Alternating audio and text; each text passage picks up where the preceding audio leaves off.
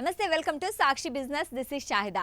అక్షయ తృతీయ రోజు బంగారం కొంటే అదృష్టం అనుకున్నారు, కానీ ఆ తర్వాత నుంచి బంగారం ధరలు పడుతూ గోల్డ్ కొన్న వారికి వరుస షాకులు తగులుతున్నాయి.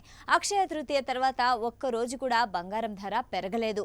అక్షయ తృతీయకు ముందు బంగారం ధరలో భారీ ర్యాలీ కనిపించింది.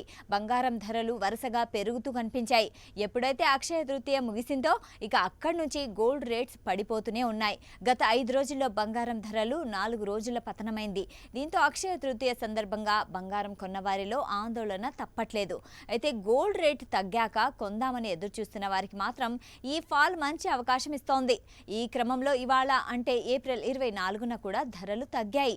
హైదరాబాద్లో 24 క్యారెట్ల బంగారం 10 గ్రాములకు 600 తగ్గి 1,52,950 వద్ద కొనసాగుతోంది. 22 క్యారెట్ల బంగారం 10 గ్రాములకు 550 తగ్గి 1,40,200 వద్ద ట్రేడ్ అవుతుంది. ఇక 18 క్యారెట్ల బంగారం 10 గ్రాములకు 450 తగ్గి 1,14,710కి చేరింది. ఇంటి ధర కూడా కిలోకు 5,000 తగ్గి 2,70,000 నుంచి 2,65,000కి చేరుకుంది. దేశీయ మార్కెట్తో పాటు MCX లో కూడా ధరలు తగ్గాయి.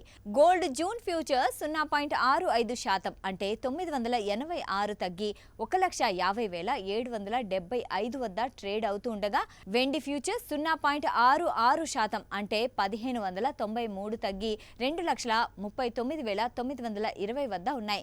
అంతర్జాతీయ మార్కెట్లో కూడా ధరలు తగ్గుతూ వస్తున్నాయి. ప్రస్తుతం ఔన్స్ బంగారం సుమారు $4,660.52. ఔన్స్ వెండి ధర $74.74 వద్ద ట్రేడ్ అవుతోంది. సాక్షి టీవీ ప్రసారాలను నిలిపివేయడం చట్టరీత్యా నేరం. సాక్షి టీవీ ప్రసారాల కోసం మీ స్థానిక కేబుల్ ఆపరేటర్ని వెంటనే సంప్రదించండి. DTHలో, ఇంటర్నెట్లో కూడా సాక్షి టీవీ ప్రసారాలను వీక్షించవచ్చు.